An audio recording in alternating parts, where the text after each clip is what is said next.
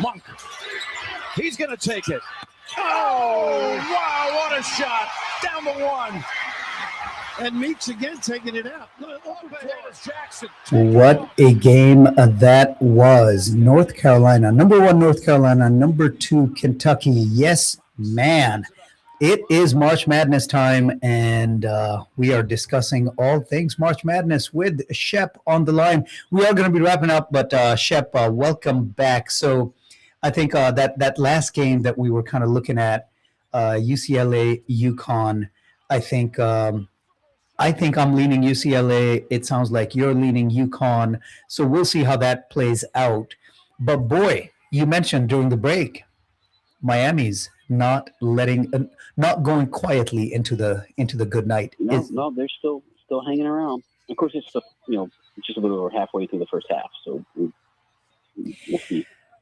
This is turning surprisingly into now a lot can happen between now and then. As you said, just a little over halfway through the first half. There's about 7.5 minutes left, but 25-22 with 7 left in the half is a little higher than I had this game. I thought this would be a 30-28 game at the half, something like that. But it looks like right now they might be into the upper 30s, maybe touching the 40s by the halftime. But we'll see how the rest of the game goes. There's a lot of good basketball remaining. We've talked about all those teams. We've given you our predictions. We shared Manny's predictions at the top of the hour and in the first segment of the Sports Spotlight today. And Shep, you said 1-1-1-2 for you, right? Houston being the 2. And I think that's where I am. So where did you have winning it all? I've got Arizona beating Houston. And what about Manny? Who did he have winning it all? I wish I could remember. I'm gonna have to. I can't remember off the top of my head. Gotcha. But I think we actually did not. Yeah, that's why I don't remember. I don't think we talked about the championship just yet. We were just going with the Final Four. Gotcha. But yeah, so that's where we are. Obviously, I don't know where KU falls. Where's my bracket? So he must have KU losing to somebody, which is, which is commendable for Manny. Where is KU? Come on, man. So he must have KU losing to Duke. Yeah, I think he's got KU beating St. John's and then losing to Duke in the Sweet 16 because he had Duke in the Final Four. So we'll see. There's a lot of basketball. Again, March Madness is a little strange because it seems on Thursday, it seems like it's going to be just basketball, nonstop basketball for days. And then by now, by Saturday, like it's almost over. Yeah, it starts to feel that way, but there's still so much basketball left. Just today, all these games that we talked about, but then we're talking Sweet 16 on Thursday. The Elite 8 games next Saturday and Sunday. So there's a lot of basketball. A lot can happen. But all we can do is go day by day. Let's get through today. Let's see how this turns out. And, of course, by the time we get back together here next Sunday, we're going to be basically on the precipice of having a Final Four, which is, I just don't have the time to do this 2 or 3 times a week. But with something like this, it really, really makes a difference because I'm frustrated that here we are. We don't even have a final Sweet 16 yet. But yet, by the time we get back, we're not going to be able to preview any of the Sweet 16 or some of the Sweet 16 games. We're not going to be able to preview the Elite 8 games because they're going to be basically done by the time we get here. But hey, that's the nature of things. On Sunday. Yep. All right. Let's that's that. Let's swivel the spotlight slightly, ever so slightly. And yes, it's fitting that the highlights we're going to start with are Doncic on the drive, step back, puts it up, puts it in with 5 tenths of a second remaining. Step back. That, It's not an easy shot. yeah, it is Doncic not an easy proceed. shot. He Very makes tough shot in a the clutch to put the step Lakers back, up by 2. falling away, Now down fade to their away own feet here. to nail the victory over Denver in Denver. That was Luka Doncic, the Los Angeles Laker Luka Doncic. And man, he is on a tear right now. He is. He is bringing to fruition my worst fear that I articulated over and over. I mean, it took me, 3-4 months to actually get through a sports spotlight without talking about the trade, talking about Doncic, talking about the Mavs. Mavs. A years-long wound. It is. It may be something that you talk about 30 years from now. I think that's how bad the trade was. Yeah. Congratulations, Nico Harrison. You will be remembered. I mean, look, if the goal was he felt that selling shoes, he wasn't doing anything meaningful for which he would be remembered. Well, I don't know about the meaningful side, but he will be remembered. He will be the answer to trivia questions. Who made the most boneheaded trade in the history of the NBA? What in the history of sports? I was about to, what executive? He's going to be a trivia answer to many, many questions, right? What sport executive made the worst trade in the history of sport? What NBA executive thought he was smarter than everybody else? Everybody else, and every fiber of anyone who knows anything about basketball decided to go against it, bet everything, and lost everything very, very quickly. And things went exactly the way 99% of the sports world, maybe 99.9% of the world was saying they were going to go. And here we are. And, my frustration is still, and I've shared this before, my frustration is I don't know if we necessarily see the Luka that we're seeing right now if the trade doesn't happen, if he's still in. Oh, he's in better shape, I think. He is. He's still not a great defender. He gets steals, but he's not a great possession by possession defender. Yeah, he's getting blow-bys. Yes. So that's, maybe that will come in another couple of years. And maybe he's never going to be an all defensive player. Like, he's just not. That's not in his style. That's not what his focus is, right? His focus is, I'm going to come in here and I'm going to score as many points as I can, and they will often be a lot of points. And recently, they've just been a stupendous amount of points. He just had his offensive game is amazing. It is. I mean, he just had a 60-point game. I talk about, 4 years ago, that game here in Dallas against the Knicks. I was at the game where he had the 60-20 triple-double.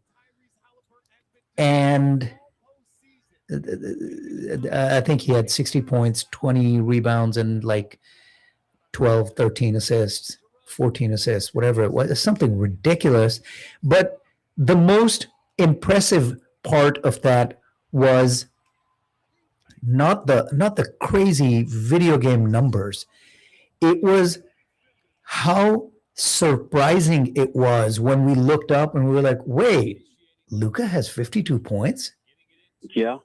Right? It's the effortlessness with which he scores. That is so weird because it doesn't look like he is putting a lot of effort into it. I think people because he looks like he's not, people assume he's a lazy player. He's actually putting a lot of effort into the offensive side of it.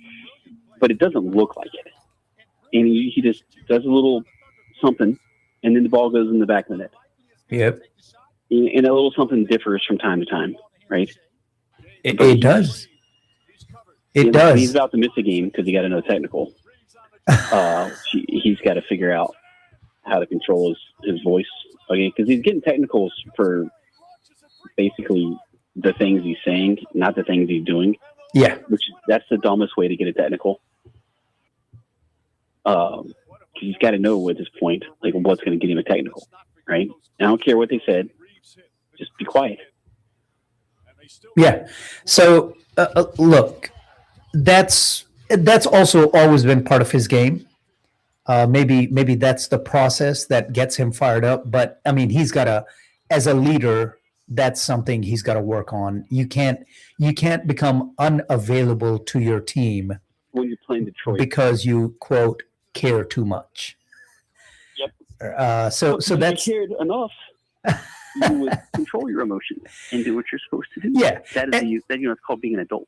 Yeah, and you've always had those players as long as they're ancillary players. Maybe I shouldn't say ancillary. As long as they're secondary players, the Draymond Greens, the Dennis Rodmans, what was that pesky point guard for San Antonio? I'm forgetting his name right now. Nash. No. Not Nash. Not Nash. He was the annoying defendant. He wasn't a star offensive player. Parker. No. He played for San Antonio, then went to Detroit. I'm drawing a blank on his name right now. But he was a defensive specialist. But he was annoying, and he got technicals. So when you're a player like that, your job is 2 or 3 non-primary things to do, and you can get technicals.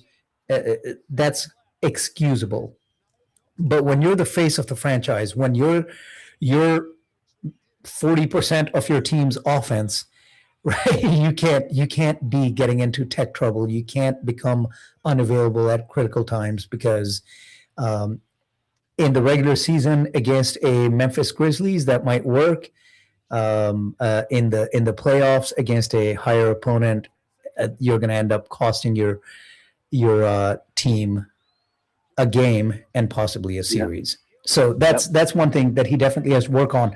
But boy, what he doesn't need to work on, I kid. You always need to work on stuff. But man, he is he the most complete offensive player in the NBA right now? Like, I mean, I know we want to talk about SGA, but SGA gets so much, there's controversial foul calls. He does so much of his work from the free throw line. And that's not to say Luka doesn't get free throws. But man, I can't think of a more complete offensive player, offensive only, than Luka, especially what he's been doing the last month. Yeah, I think Luka's the best offensive. I will say the ability to get to the free throw line for SGA is pretty unprecedented.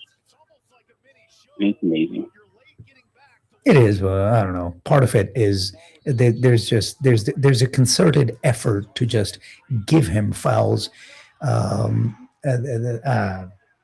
don't know. I don't want to get into that. But yes, I think the Lakers are primed. I was about to say to go on a run. They've been on a run. They've won 11 of 12 or 12 of 13 or something. Luka is just putting up just video game numbers out there. 40-point games are nothing to him right now. He's leading the league, averaging almost 33 a night. And that's only gone up, that average, over the past month or so as he's been on this hot streak, as have the Lakers. No coincidence there, right? When you've got your star putting up 35, 38, 40, 45, 60 points, you're gonna win a lot of games. You're gonna do very well offensively as a team. So yes, look, the Mavs, they because of that terrible decision, they lucked into a Cooper Flagg who's going to be a star, but this wound, this gash left behind by Nico Harrison is going to bleed for years and years as Luka continues to do Luka things out there. And I would not be surprised if the way he's playing right now, I wouldn't be surprised if they go on a long run, a deep run into the playoffs, and possibly get the Lakers another championship. And what did I say last year? What was the only path where this doesn't hurt? Is one, if Luka and the Lakers never win, but even then, he's going to do enough not winning that it's going to be painful. The Mavs had to win. Have to win in the next few years. And the Mavs have to win before Luka does. And at this point, it looks like that seems very unlikely. Yeah. I don't know how to put that. Yeah. So this is exactly, I tried to find the silver lining. I had folks trying to dissuade me, trying to highlight his defensive deficiencies, his lack of leadership, lack of commitment. I'm like, it just doesn't matter. You've got a 25-year-old generational offensive player who has a legit shot at being on a Mount Rushmore someday, Mount Rushmore of NBA, right? I mean, he's that good. If this continues for 10, 15 years, he's going to be a top 5 player, right? I think he's going to have to win a championship before people say that. Fair. But he may end up doing that, so we'll see. Yep. All right. Well, that's that. I did want to, at this point, I intended to carve out some time to talk about the MLB season coming up and the Rangers, but at this point, we've got 5 minutes left. I do want to talk about one other thing, NBA related, since we're on the topic. Let's wrap it up with that. I want to talk about a center out in Miami, Bam Adebayo, and his 83-point game a few days back. There was a lot of talk, and look, the way they went about it. I don't know if you followed up on all of that. I mean, I'm sure unless anyone's living on Mars, they know about the 83-point game that Bam put together for Miami. Surpassing Kobe's second highest scoring game in the history of the NBA of 81, surpassing him and getting that 83 points. The way he went about it is definitely 100% questionable, right? I mean, they were intentionally fouling the opposition, being up 20 points. He's still in the game. Yes, to get more points. To get him possessions. How do you feel about the team committing to getting him that? Well, it means they like him, right? Like there's something from a team aspect for that you appreciate. That means they're committed, that they feel like he's earned it somehow through his work on and off the court. So there's that. Outside of that, I mean, look, he had obviously a great game. Right? He did set an NBA record for most free throws made and attempted. So there's that. And by a lot. And like his previous high was 41 points. So it's weird. It's weird. It's definitely weird. But here's the thing. Here's my take on this. The degree by which you commit to this should not be the differentiator. The level of stardom of the player doing it should not be a factor in your saying what's right and what's wrong, because Kobe's 81 was not organic, was not 100% organic. Was it more organic than this? Absolutely. But it wasn't, right? With 3 minutes left, they had a lead, but he's still in there. He's still taking shots because he wanted that 81. Yep. So just because it was a lesser degree, just because that game was closer, more, deeper toward the closer to the end than this game was, you still did it. Yep. Kobe was more likable a player. Kobe was a bigger star. Kobe had more higher scoring games. He had a 60-point game. He had I don't think he ever had a 70. I think he had a couple of 60-point games, and then he got that 81.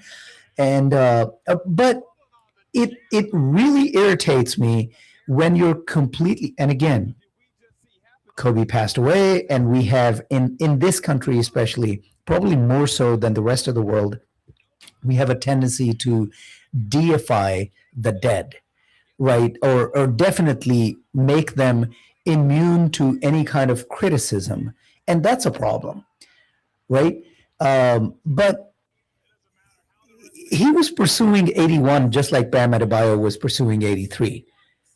Yeah. The Lakers did not go out of their way like Miami did to get him that. But they... No, not to the same degree because it was a more competitive game. Yeah. Also, Miami's leading Purdue at the half. But, wow. Yeah, by 2. So kudos to them. That's surprising. So anyway, just your thoughts, and then we'll wrap up. That's my take. I was like, just leave it alone. Like nobody was even Wilt's 100-point game was not clean. It was they No. once he got close, they were like feed him, get him to 100, and then as soon as he hits 100, he goes out. Kobe, get him to 81. As soon as he hits it, get him out. Bam Adebayo, get him to 83. 100, by the way. I'm sorry, say that again. I don't think anyone's ever going to touch 100, by the way. No. Well, I don't know. The way the NBA is going right now, the possessions, the scoring. I mean, I would have never thought, and I'm going to think about this, and let's revisit this next week or the week after.